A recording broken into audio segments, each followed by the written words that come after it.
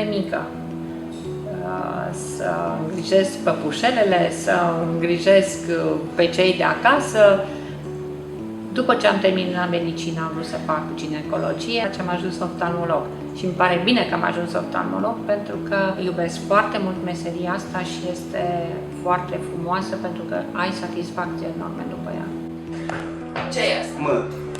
Cele mai surprinzătoare cazuri sunt pacienții în vârstă care vin aduși de mână, cu cataracte foarte avansate și din păcate încă sunt cazuri din astea.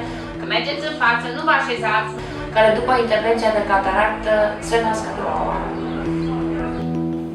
Bucuria este imensă când vezi că un om, după ce îl ajut să vadă bine. Bine?